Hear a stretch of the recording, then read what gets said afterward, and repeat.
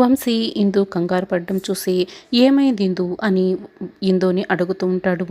మామయ్య హాస్పిటల్లో ఉన్నాడంట అని ఇందు చెప్తూ ఉంటుంది. ఎవరో మర్డర్ అటెంప్ట్ చేశారంట అని ఇందు బాధపడుతూ చెప్తుంటే బాగానే ఉన్నాడా చనిపోయాడా అని వంశీ అడుగుతుంటాడు. ఏంటి వంశీ అలా మాట్లాడుతున్నావు, ఇప్పుడు బాగానే ఉన్నాడు, అయితే కోమాలో ఉన్నాడంట అని చెప్తూ ఉంటే అమ్మయ్య అని వంశీ అనుకుంటాడు. ఇంకో విషయం, మామయ్యపై మర్డర్ అటెంప్ట్ చేసింది భూమి అంట అని ఇందు అంటూ ఉంటే భూమినా అని వంశీ చాలా షాక్ అయి అడుగుతూ ఉంటే అవునని ఇందు అంటుంది. ఇక అపూర్వ కోపంగా స్టేషన్కి వస్తుంది. అప్పుడే అక్కడున్న ఇన్స్పెక్టర్, మేడం మీరు వెళ్ళటానికి వీల్లేదు మేడం, మీరు రాత్రి కూడా వచ్చి ఆ అమ్మాయిని చావగొట్టారంట, కాస్తుంటుంటే ఆ అమ్మాయి ప్రాణాలు పోయి ఉండేటివి, మీడియా అంతా కూడా చాలా క్రిటికల్గా ఉంది మేడం, మీరు ఏమాత్రం పొరపాటు చేసినా మా ఉద్యోగాలు పోతాయి మేడం, ప్లీజ్ వెళ్ళిపోండి మేడం అని లాకప్ని ఓపెన్ చేయరు. ఇన్స్పెక్టర్ ఇక బతిమలాడుతూ వేడుకుంటూ ఉంటాడు. అప్పుడే అపూర్వ ఒక్కసారిగా ఉరిమి చూస్తుంది. ఇంకొక కానిస్టేబుల్ పరుగులు పెడుతూ లాకప్ని ఓపెన్ చేస్తారు. అపూర్వ వచ్చావా, ఇప్పటికైనా చెప్పు అపూర్వ, నాన్నకి ఎలా ఉంది అని భూమి అడుగుతూ ఉంటుంది. అప్పుడే అపూర్వ భూమి జుట్టు పట్టుకొని మెడ పట్టుకొని, ఏంటే నీకు బావని నాన్న అని పిలవద్దని నేను చెప్పాను కదా, నిన్న కొట్టాను కదా, అయినా కదా మళ్ళీ నువ్వు నాన్న అని అంటున్నావు అని భూమిని జుట్టుపట్టి మళ్ళీ కింద తోసేస్తూ ఉంటుంది. మా బావని కోమాలోకి పంపించేశావు కదే, నీ వల్లేనే ఇదంతా, మా బావకి ఈ పరిస్థితి రావడానికి కారణం నువ్వేనే, నేను అసలు బ్రతకనివ్వనే అని మళ్ళీ లాఠీ తీసుకుంటుంది, కొట్టబోతూ ఉంటుంది. అప్పుడే భూమి గట్టిగా అరుస్తూ ఉంటుంది. అయితే లాఠీ కిందికి రాదు. వెంటనే అక్కడికి గగన్ వచ్చుంటాడు. అపూర్వ చేతిలో ఉన్న లాఠీని గట్టిగా పట్టుకొని ఉంటాడు. పక్కనే శారద కూడా నిల్చొని ఉంటుంది. గగన్ అయితే కోపంగా అపూర్వ వైపే చూస్తూ ఉంటాడు. అపూర్వ అప్పటికి కూడా ఏమాత్రం తగ్గదు. గగన్ చేతిలో ఉన్న లాఠీని లాగుతూ ఉంటుంది. గగన్ అయితే అంతకంటే బలంగా అపూర్వ చేతిలో ఉన్న లాఠీని లాగి విసిరేస్తాడు. భూమికి ఎవరు లేరనుకున్నావా, ఏదో ఒకటి అయ్యేంత వరకు ఎవరు రారనుకున్నావా అని ప్రశ్నిస్తూ ఉంటాడు. శారద భూమిని పైకి లేపి నిల్చోపెడుతుంది. రే, అది నా భావాన్ని చంపాలనుకుందిరా, అలాంటి దాన్ని నేను చంపాలనుకుంటున్నాను, మధ్యలో అడ్డుపడడానికి నువ్వెవరివిరా అని అపూర్వ అడుగుతూ ఉంటుంది. అప్పుడే గగన్ చాలా కోపంగా అని ఆగిపోతాడు. చూసావా, ఆవేశంలో కూడా నిన్ను మాట్లాడడానికి నా సంస్కారం నాకు అడ్డొస్తుంది, కానీ భూమికి ఏదైనా తలపెట్టాలి అనుకుంటే ఎంత దూరం వెళ్ళే ఆవేశం నాకు ఉంది అని గగన్ అంటాడు. అది నువ్వు గుర్తుపెట్టుకోవాలని గగన్ గట్టిగా వార్నింగ్ ఇస్తాడు. రే, అది నా బావని చంపాలనుకుందిరా అని అపూర్వ గట్టిగా అరుస్తూ ఉంటుంది. చూసావా, నువ్వు చూసావా అని గగన్ అడుగుతూ ఉంటాడు. రే, పోలీసులు చూసారా అని అపూర్వ అంటుంది. మిస్టర్ ఎస్ఐ, నువ్వు చూసావా అని గగన్ అడుగుతూ ఉంటే అవును సార్ చూశాను అని ఇన్స్పెక్టర్ అంటాడు. ఏం చూసావు అని గగన్ అడుగుతూ ఉంటాడు. శరత్చంద్ర గారిని మర్డర్ చేయడం చూశాను అని ఇన్స్పెక్టర్ అంటాడు. ఓహో, తను అతన్ని చంపుతూ ఉంటే నువ్వు నిలబడి చూస్తున్నావా, tell me the blood details అని గగన్ అడుగుతూ ఉంటాడు. అంటే తన చేతిలో శరత్చంద్ర గారిని పొడిచిన సీసా ఉంది సార్ అని ఇన్స్పెక్టర్ అంటాడు. తను పొడుస్తున్నప్పుడు చూసావా, లేకపోతే అతను బ్రతకాలని పొడుచుకున్న సీసాను బయటికి తీస్తుంటే చూసావా అని గగన్ అడుగుతూ ఉంటాడు. పోలీస్ ఎంక్వైరీ చేస్తుంటే మధ్యలో నువ్వెవర్రా అని అపూర్వ గట్టిగా కోపడుతుంటే అది నేను అడుగుతున్నాను, who the hell are you, భూమిని కొట్టడానికి నువ్వెవరివే, చూడపూర్వ, భూమి ఎవరైనా చంపుతుందని ఎవరైనా చెప్తే నువ్వు నమ్ముతావేమో, ఎందుకంటే నువ్వు అందరి ప్రాణాలు తీస్తూ ఉంటావు కదా, కాబట్టి నువ్వు ఖచ్చితంగా నమ్ముతావు, కానీ నేను నమ్మను. ప్రాణం పెట్టి తన ప్రాణాలు సైతం అర్పించేసి ప్రాణాలను కాపాడాలనుకుంటుంది, కానీ ఒక ప్రాణం తీసే మనిషి కాదు అది నా భూమి అని గగన్ చిటిక వేస్తూ భూమి భుజంపై చేయి వేసి భూమిని దగ్గరికి తీసుకొని మరీ చెప్తూ ఉంటాడు. అలాంటి భూమి నీ భర్తని చంపాలనుకుంది అంటే లోకమంతా నమ్మిన నేను మా అమ్మ మాత్రం నమ్మము. ఇన్స్పెక్టర్, ఒక్కోసారి మన కళ్ళు మనల్ని మోసం చేస్తాయి. ఆ శరత్చంద్రని భూమి చంపబోయిందని మీరు అనుకుంటున్నారు, కానీ బ్రతికించడానికి అలా చేసి దొరికిపోయిందని నేను నమ్ముతున్నాను. అలాంటివన్నీ తీర్చడానికి కోర్టు ఉంది, లా ఉంది, అవన్నీ కాదని అపూర్వకి మీరు ఎందుకు రైట్స్ ఇచ్చారు అని గగన్ ప్రశ్నిస్తూ ఉంటే madam please madam, please madam, వెళ్ళిపోండి మేడం అని ఇన్స్పెక్టర్ బతిమలాడుకుంటూ ఉంటాడు. అప్పుడు అపూర్వ చిటికలు వేస్తూ ఈ రోజు వచ్చి నువ్వు దాన్ని కాపాడాలని అనుకుంటున్నావు కదా, కానీ ఏ రోజుకైనా దాని చావు నా చేతుల్లోనే, గుర్తుపెట్టుకో అని అపూర్వ చెప్తుంది. నువ్వేమీ చేయలేవు. చూడండి ఇన్స్పెక్టర్ అని గగన్ అనగానే చెప్పండి సార్ అని ఇన్స్పెక్టర్ కంగారు పడుతూ ఉంటాడు.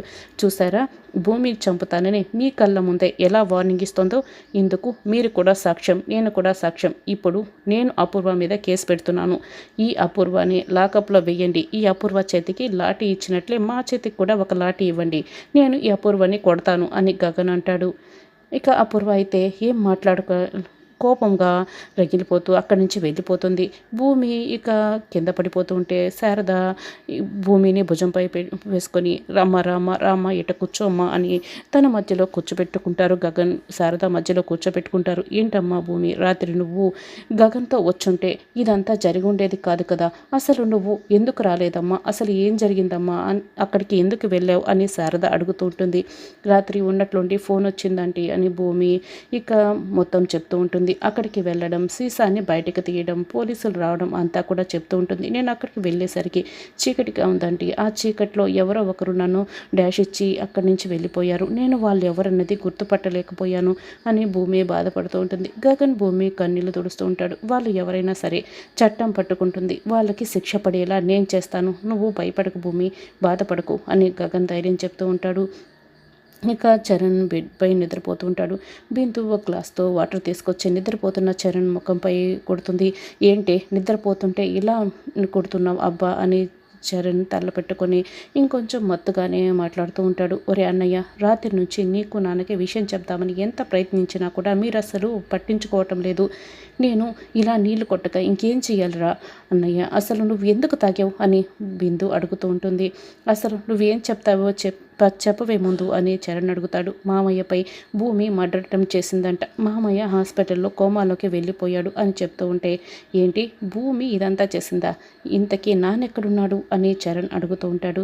ఒరే అన్నయ్య, ఎంత మామయ్య నాన్నని కొట్టినంత మాత్రాన నువ్వు కోపం పెంచుకొని మామయ్య హాస్పిటల్లో ఎలా ఉన్నాడో అడగకుండా నాన్న గురించి అడుగుతున్నావెందుకు అని ఇందు అడుగుతూ ఉంటుంది. ముందు నాన్నెక్కడున్నాడో చెప్పవే అని చరణ్ అడగటంతో గదిలో గడియ పెట్టుకొని పడుకున్నాడు. ఎంత డోర్ కొడుతున్నా తీయటం లేదు అని చెప్తూ ఉంటే చరణ్ పరిగెడుతూ గది దగ్గరికి వెళ్తాడు. కృష్ణప్రసాద్ అయితే బెడ్ మీద పనుకొని అప్పుడే మెల్లగా మెలకువలోకి వస్తూ చేయి చూసుకుంటూ ఉంటాడు. కృష్ణప్రసాద్ అరచేతికి గాజు సీసా గుచ్చుకున్న గాయం అయి ఉంటుంది. అబ్బా అని చేతిని చూసుకొని సరేలే అనుకుని ఆ చేయి కనిపించకుండా వెనక్కి దాచిపెట్టుకుంటాడు. చరణ్ డోర్ కొడుతూ ఉండటంతో డోర్ ఓపెన్ చేస్తాడు. నాన్న శరత్చంద్ర మావయ్య మీద భూమి మర్డర్ అటెంప్ట్ చేసిందని భూమినే చేసిందని ఇందు అంటోంది. నాకైతే నమ్మాలనిపించడం లేదు అని చరణ్ ఇక దొంగ చూపులు చూస్తూ చెప్తూ ఉంటాడు. నాకు కూడా అనిపించడం లేదు అని కృష్ణప్రసాద్ చరణ్ ఒకరినొకరు దొంగ చూపులు చూసుకుంటూ ఉంటారు. ఇక కృష్ణప్రసాద్ అయితే ఏమీ మాట్లాడుకుంటా లోపలికి వెళ్తూ ఉంటాడు. నాన్న, భూమి ఇదంతా చేసిందంటే నాకు నమ్మాలనిపించడం లేదు, కానీ భూమిని అరెస్ట్ చేశారంట అని బిందు చెప్తూ ఉంటుంది. ఏంది అరెస్ట్ చేశారా అని కృష్ణప్రసాద్ చరణ్ ఇద్దరు కూడా కంగారు పడుతూ ఉంటారు. మీరెందుకు భయపడుతున్నారు అని ఇందు అడుగుతూ ఉంటుంది. లేదే, మేము భయపడడం లేదు అని చరణ్ చెప్తూ ఉంటాడు.